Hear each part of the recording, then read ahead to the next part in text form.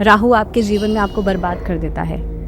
राहु अगर आपके इस हाउस में है तो ऐसे रिजल्ट्स देगा, और कई बार लोग इससे बहुत मिस इंटरप्रेट भी करते हैं। राहु मोह है, माया है, मिथ्या है, छलावा है, दिखावा है, बहकावा है, और इसे जल्दी कोई समझ ना पाया है। राहु को लेकर के बहुत सारी अलग अलग तरह के मिथ्स भी हैं।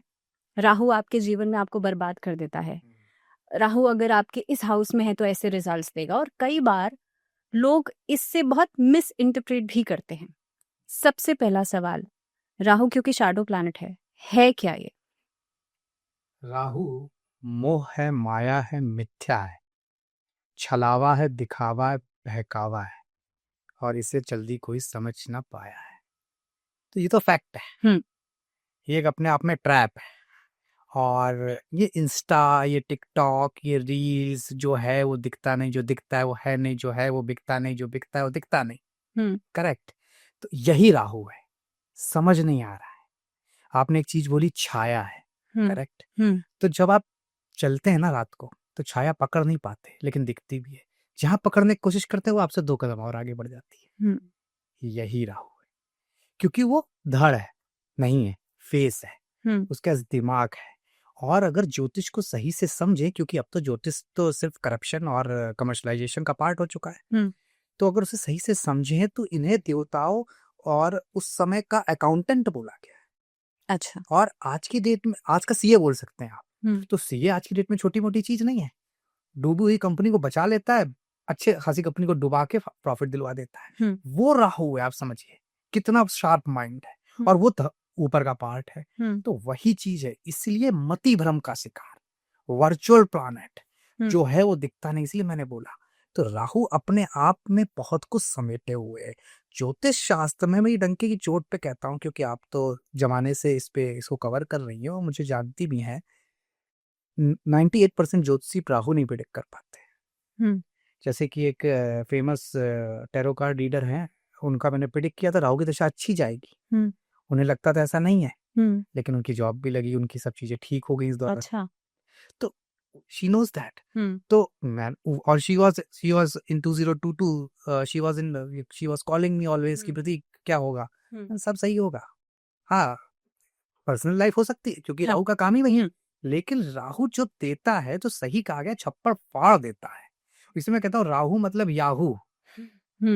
तो लेकिन हाँ, उसका प्रिडिक्शन इजी नहीं है कि कब देगा। एग्जॉल्टेड राहु 83 84 बॉन्ड के लोग जिनका एग्जॉल्टेड राहु है, क्योंकि कुछ शास्त्रों में मिथुन में एग्जॉल्टेड लिखा है, कुछ में वृषभ में लिखा है, मैं दोनों को मान लेता हूँ। चलिए, 83 84 वाले या तो बहुत हाइट पे या एकदम धरातल पे।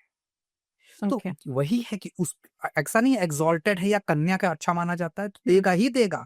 और अगर मीन का खराब है, जनरली मीन का तो मैं बहुत खराब मानता हूँ, तो खराब करेगा ही करेगा, जरूरी नहीं है। उसका नक्षत्र, उसका पद, उसका प्रिडिक्शन इजी नहीं है। उसकी क्या भूमिका है, क्या भूमिका लेके आया है, किस लग्न में लेके आया है, किस नक्षत्र में लेके आया। और आपकी फॉर एग्जाम्पल मीडिया वाले बंदे का राहु मतलब कि अगर 8th हाउस में है, तो मीडिया में सडन राज दिला देगा, या वो 2nd हाउस में सडन वेल्थ दिला देगा। लेकिन यही किसी संत का है, तो वो सडनली आपको स्कैंडल में फंसा देगा। अच्छा। आप क्या काम करते हो? तो ज्योतिषी क्या करते हैं? अच्छा, 4th हाउस माँ को कष्ट, तो ज्योतिषी क्या करते हैं, इसको जनरलाइज कर देते हैं। 4th हाउस का राहु है, माँ को कष्ट होगा, घर में सुख शांति नहीं होगी। भाई 4th हाउस का राहु मल्टी मिलेनियर बना के दिल्ली एनसीआर में 10 बंगले भी खड़ा करा सकता है। तो इट डिपेंड्स। कूड़े के पास आपका घर होगा, जनरलाइज कर दिया, दिस इज नॉट राइट। तो इसीलिए राहु का प्रेडिक्शन मैं डंके ही चोट पे कहता हूँ, 98% एस्ट्रोलॉजर नहीं कर पाते, कर भी नहीं सकते, क्योंकि ज्योतिष कमर्शलाइज कर दिया उन्होंने। ज्योतिष उनके लिए व्यापार है।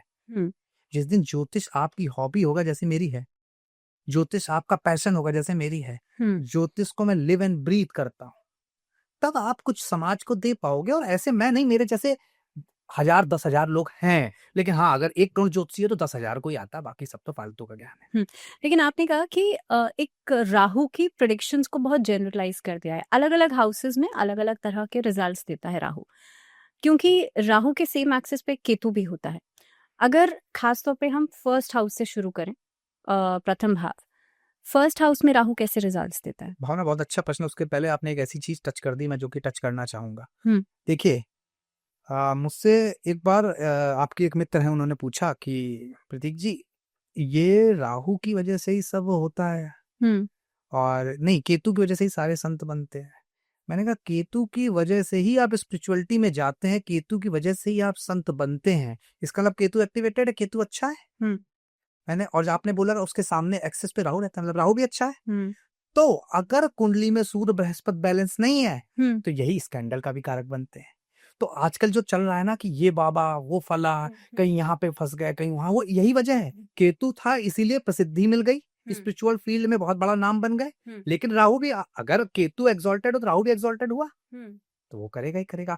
हाँ, यही सब ज्योतिष के गूढ़ ज्ञान है जो समझने होंगे कि अगर आप केतु की वजह से ऊपर चढ़ गए हो स्पिरिचुअल फील्ड में, तो राहु भी तो ऊपर है, तो इसका मतलब राहु की फील्ड क्या है? मोह माया मिथ्या, एडिक्शन, वोमेन वाइन, ये सारी चीजें राहु के अंतर्गत आती है। एडिक्शन किसी भी तरह का, तो उसमें भी आप इन्वॉल्व हो गए। हाँ, कितना आपकी कुंडली की लग्न, सूर्य, बृहस्पति, स्पिरिचुअलिटी, 12वां भाव, अष्टम भाव, पंचम भाव का ज्ञान, आपका माइंड कितना सॉलिड है कि आप उन सब चीजों से बच के निकल पाओगे। जैसे कि स्वामी विवेकानंद, ऐसे भी लोग हुए हैं हमारे देश में जिनके राहु केतु बहुत अच्छे थे।